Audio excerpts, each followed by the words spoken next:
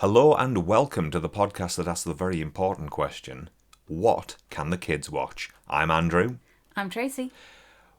What film did the kids watch?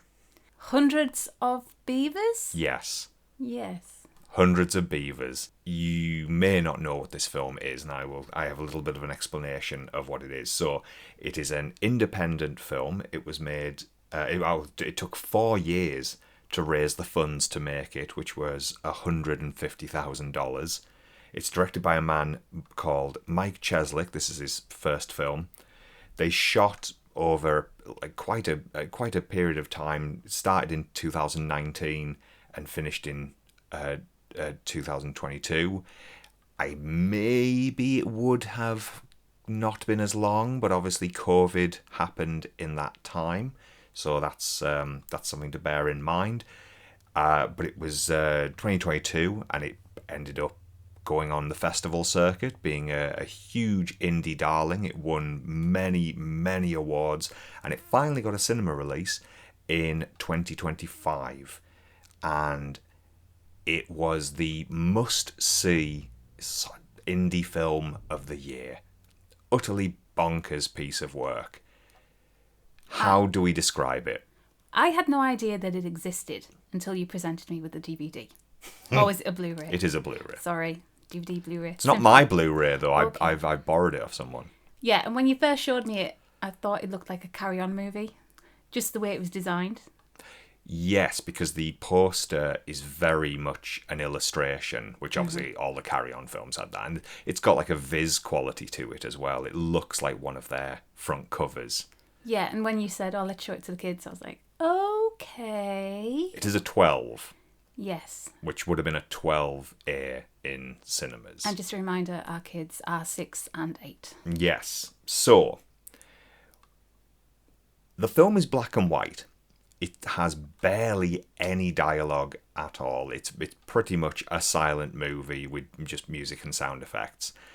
And it's the story of basically a guy who his business, his cider business, has been destroyed by beavers, and he decides instead to go out and become a man of the wood and hunt for pelts.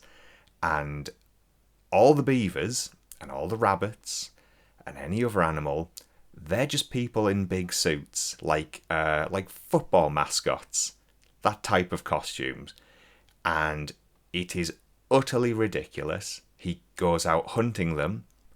A lot of it's green screen, but there is a lot of real location stuff as well. And he's topless quite a lot of the time. It looks freezing. It's very snowy covered, and as he goes to take the pelts to get money and items, he starts to fall in love with a young lady who is the daughter of the man that owns the store that will be paying him for his pelts. And as it goes on and on and on and on and on, and it does I won't lie, it does outstay its welcome a little bit, but it always finds its way back. It is just this bonkers Looney Tunes style, like a live action Looney Tunes thing that has gentle, rude elements, mostly gentle, rude elements. There's a lot of like building snow rabbits to entice other rabbits, and he's put big snow boobs on the rabbits, and there's a point where a rabbit's the boobs fall off and one of the ears falls off, and it gives the rabbit a great big cock and bollocks. But it's very much in the silliest way possible. It's not, although it's a sexual element, there is nothing sexy about that. It's just funny. Haha, cock and bollocks, that's funny. Haha, that rabbit has some boobies. It's just very gently silly. It is black and white, but I think that's a choice because of all the excessive effects work in it. I think black and white hides the rough edges. You don't have to worry about the green screen because when you film on green screen, it kind of lights your actors a little as well. There's a little hint of green sometimes. You have to work around preventing that. You don't have to do that if it's black and white. I could be absolutely wrong. He could have just looked at it and gone, this works better as a black and white. This looks fantastic if it kind of looks like a Charlie Chaplin or a Buster Keaton film. Do you agree? I agree. But When it first, to begin with, I didn't know whether or not the kids would sit through it because of the black and white. But then there was a lot of slapstick, and they were laughing virtually from the get-go. yeah, every time he fell into a hole, they thought that was hysterical. Because he made a little noise when he fell in the hole. When he fell in the hole, he'd go blip, blip, and they thought that was amazing. There's also a Santa Claus, Father Christmas looking character, Oh yes, because he has a sleigh and a hat that looks like yeah, Santa. and a huge sack of what you think could be toys, but it's really dead animals. But that's fine because he wasn't Father Christmas, so they weren't. It's not like it was ever any kind of issue there. To begin with, I thought it looked a bit like a student film, Yes, I think that's fair. and then as he went on, he's like, "Oh, there's more to this." And I mean, for the budget, Yeah, they did a really, really good job.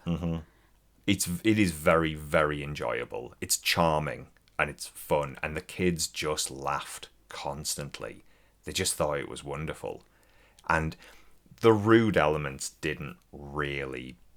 It didn't bother them. Do you remember? There's the scene where he's tracking rabbits through the snow, looking at their footprints and the shapes, and then eventually gets to a point where there's the shape of a snow, where the shape in the snow is obviously two rabbits have fucked. Yes, in different positions.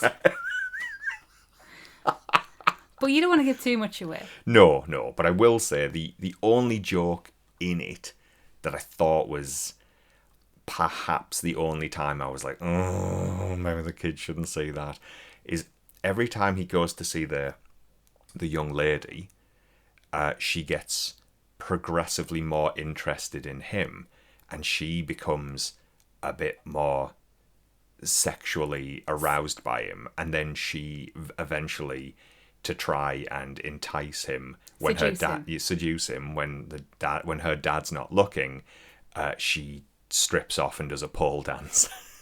that was a bit risky. That was the one bit that I was like, oh, I don't know about this, but the kids just thought it was funny because they could tell it was something naughty that her dad shouldn't see, which is that is the joke, of course. They were all right with it. For quite a lot of the film, I thought it was maybe a Scandinavian film. I don't know why.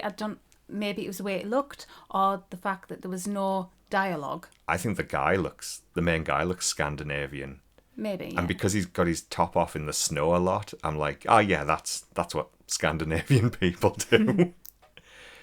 It's very, very funny in many places, but for me, it did lose me occasionally, and it's longer than I think it should be. It did lose me at one point. Yeah, and then it's 100. It's 108 minutes, so I feel like 90 minutes should have been the cut-off point for it. But I'm glad it didn't make its way to 2 hours. That would have been absolutely ridiculous. But by the end, it goes so big and so insane that you think, oh, I can't believe there's still money in the budget to do what they're doing in the finale of this film. Yeah, looking at because we had the Blu-ray, there was some behind-the-scenes photos. Yes. And they did film in snow. It looked really deep, and they looked really cold, and I felt for the filmmakers. Yes, but I suppose depending on where you're from, like if it was a local area for those filmmakers, then it might just have been like, yeah, this is business as usual for us. I don't know if you're aware, but Die Hard 2 is obviously very, very, very snowy in the... That's the airport. Yeah, the airport, yeah. So Die Hard 2 is very snowy, and that is directed by Rennie Harlan.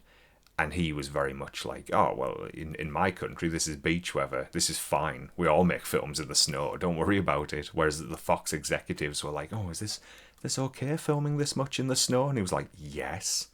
Is he the one that was married to Gina Davis? Yeah, he is, yeah. The one who made, he directed Cliffhanger, and he directed The Long Kiss Goodnight and Cutthroat Island. And A Nightmare on Elm Street Part 4, which I Is that can't... the Dream Child? No. Which one's that? That is Dream Master. Okay. I'll tell you what, it's the master of nothing. It's my... I can't decide whether I dislike that one the most or Part 6 the most. Depends what mood I'm in as to which one is the worst of that franchise between those two, which is a shame. But anyway, we're not talking about... No. The kids aren't going to be watching Nightmare on Elm Street anytime soon. Not until they're at least teenagers. No, but they know... There's that thing, isn't there, where kids know Horror movie characters. yeah. Like they... Icons. Look... Like, how many kids have you seen dressed up as Pennywise? You know, when the new film came out, and you had like... I've never seen a kid. I've seen quite a few. You've seen kids dressed as Pennywise. Yes, I've seen a few. Good But then we God. can't talk because we dressed up our child as Chucky. Now, to put some context into that, it was for an advert. The cinema that I work at, we do our own tailor-made adverts for classic cozy horror films, and we did Child's Play one time, and my manager said, "Oh, I'd love to see Chucky running around the cinema." And I said, "Well, I mean, I have a little boy. He's the right height.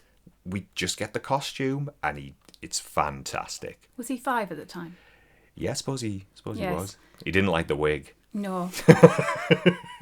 but he did what he was told, and it's absolutely a top level advert. He does a lovely job. But then, as you said, quite a lot of kids now do know the classic horror characters. But it's true of it was true in the 80s as well. Do you remember that scene? Do you remember that scene in The Wedding Singer where his one of his nephews is wearing a Freddy Krueger mask, and he says to him, "Get back to the boiler room, Freddy." Yes, yeah, I remember that, yeah. But yeah, kids do just know those characters, and it's not they know. Obviously, our kids know those characters because we did that little photo shoot where I was Jason Voorhees and they were campers. Yes, let's not go into that. Why? That picture's amazing. They look genuinely terrified, and I know it's a performance. They're so cute in it. Yeah, we're trying to bring up our kids heavily interested in film. And horror. I just don't want them to be afraid of stuff. No. Although maybe, I don't know, maybe you should be afraid of a masked man with an axe in a wood. Yeah, maybe. Stay away from those men, kids. Going back to the... Hundreds of beavers. Yes. What do you think that their reaction was with the beaver suits? Because they obviously knew that it was... See, that's people in suits. Yes, interesting, because I assume what you're alluding to is our son does not like people in suits. And I mean, character like suits. yeah, for example, Bluey. if someone's dressed in like a big oversized Bluey suit, he didn't like that. We saw what someone once in a big Dougie, there's a cartoon called Hey Dougie, and someone was dressed so like the sort of thing when you go to theme parks and people are dressed in these big bulky costumes. He does not like that. It's real. He's coming round to it now, Yeah. but for a long time that really bothered him.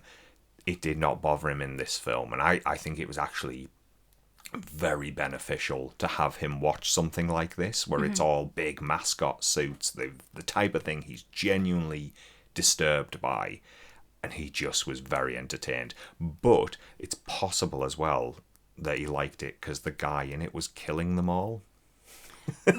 So he's like, so he saw himself as the main so he's character. like, that's my hero, that he's killing these suited people that I don't like. So, how did you find out about this film? Other people. It was I forget exactly who it was, but it'll have been someone at work, and it'll be Johnny or Matt, and they'll have said, "Have you seen this trailer?" And they sent me the trailer, and I was like, right, okay, it's just a joke, surely. This isn't real. Someone's just made a fun trailer, a fake trailer. And they're like, no, it's a real film. Those awards are real. It's coming out this year. And I was like, I don't know. I don't know if I give a shit about this. And then both Johnny and Matt had both watched it before me, and they were like, it's wonderful. You got to watch it. And then what actually happened was, so you're kind of the catalyst. you're the reason we watched this, even though you don't know. But it's because I told them that you only wanted, at the moment of the time, you only wanted to watch snowy films. Yes, every year when it gets cold in winter, January specifically. January. Yes, I like to be all cozy in the house and watch really cold films. So we have the likes but mainly of The Thing. Yeah, John Carpenter's The Thing is Yeah. always your go-to. Oh, can we watch? Oh, it's snowing. Can we watch John Carpenter's I The mean, Thing? even Batman Returns, because it's a bit snowy. Yeah, I suppose. Well, Christmassy, depending on... Well, it is Christmas. Look, Yeah. for anyone who wants to dispute this, the plot of that film is about the city trying to light up the Christmas decorations in the middle of the city, and then villains keep preventing that from happening one way or the other. So that film is a Christmas movie. Anyway, Is it one that will show the kids? they've seen it. Okay. They've seen Batman Returns. I didn't show them. I showed them bits of the first Batman, but it didn't show them the whole film. I feel that Batman, the original, Yeah. is probably a bit too I think it might be okay now,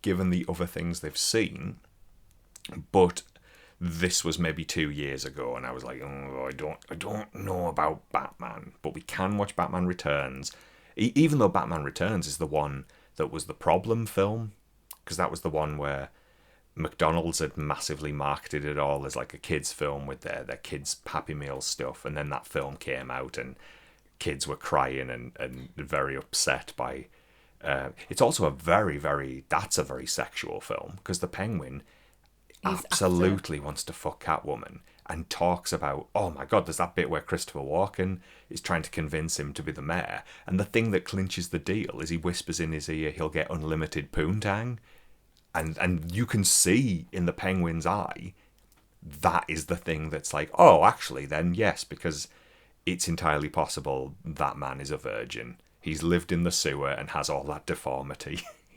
I mean, he might have had sex with the poodle lady. I don't know, but I don't think he has. Anyway, why do we go on that? Oh yeah, winter films. Wintry films, yeah. So they said, oh, well, you should watch Hundreds of Beavers. I was like, oh, really? And he's like, yeah, it's snow. It's snow throughout, and it's also amazing. It's very funny, and they both said it was great. And I was like, well, I trust both of yous. That's fine. They do differ on their opinions of films sometimes, and I find myself in the middle of them occasionally. So when for them both to be like, this film is incredible, I was like, okay, I really have to take this on board, and I should give it a shot. And as I say, it suited your needs as a snowy film. It did. I don't think that it's to everyone's taste. That's fair, yes. But comedy is the hardest. Comedy and horror are the hardest genres to appeal to everybody. Some comedy people just cannot get on board with. A lot of people don't like the stylings of like Will Ferrell, for example. And some people like their comedy in a more sort of romantic setting, you know, they're like, oh, I like Four Weddings and a Funeral, for example. That's the sort of comedy some people like, or Bridget Jones, but then aren't going to really enjoy some really zany, anarchic comedy like Step Brothers or things of that nature, or Airplane. So yeah, comedy's very difficult to appeal to everybody, I think, and we all think different things are funny. Yeah, that's true. The one good thing about that particular film, what works in its favour, is because it doesn't have any dialogue, so it can go on the international film circuit and slapstick. Yeah. The action, universal, people can understand it. Yeah. Which I think... We all understand a person falling over. We Yes. all understand someone getting hit by something. Or getting frustrated, Yes. and then something bad happening to them. And Yeah. So all in all, would you recommend it? Yeah, absolutely I would. But I'd be cautious who I'd recommend it to. I'd have to know the person, which I realise doesn't work in a podcast setting where I have to just say yeah or nay right now.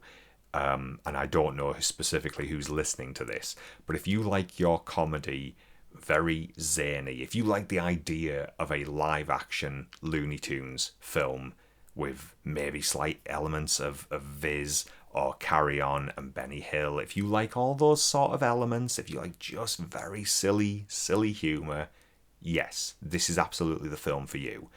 If you maybe like your comedy way more intellectual, maybe not, but you never know. People can like all kinds of things. I like all kinds of things. You know, I have very varied taste, but some people are more rigid in their tastes. Do you recommend it? I do, but I think that people would have to think whether or not it's for them. Yes. And because they might put it on within the first 10 minutes, decide it's black and white, there's no dialogue, it's not for me. Would you recommend it to parents wanting to show it to children? So that's another thing. Because that is a different type of recommendation. Because some kids don't like black and white. True. However, because you've shown our kids a lot of Doctor Who and a lot of vintage films. Our kids, especially the boy is very happy to sit and watch black and white 1960s Doctor Who. But then sometimes you get probably black and white short TikToks, YouTube videos that they might watch. Yeah. So there's enough comedy in there to sustain them. Yes. I think it's the sort of comedy that a child will appreciate the most. The slapstick zaniness, the very over-the-top cartoony performances. It's like, yeah, this is made for him. When I was really little, I loved Laurel and Hardy. And I still do love Laurel and Hardy. But you know, as a child, I thought Laurel and Hardy were utterly brilliant. And if I, as a child, can get on board with that, children today can get on board with this. And Laurel and Hardy. Actually, should we show the kids some Laurel and Hardy? Could do. Isn't one of them from Ulverston? Yeah, he is, yeah. It's, yeah, that's true. And may also possibly be Clint Eastwood's dad. Oh, really? No, that's just a really insane rumour that me and Johnny are really persisting with. What, did you start it, or did you find it on the internet? I can't remember how it all started, but yeah, we're trying to start a thing that that Stan Laurel was Clint Eastwood's dad, and then because we kept calling Clint Eastwood Cumbria's own Clint Eastwood. I don't know what you'd think about that. I don't know either. He wouldn't care. He's too old now to care. So, yes, I give it. For me, I absolutely recommend it. I thought it was wonderful, and as I say, lost me a couple of times, but it always managed to win me over again. I'd recommend it, but with caution. Okay. Yeah. Right, lovely. Well, I think that's it for this episode. So we will speak to you again in the future. Bye. Bye.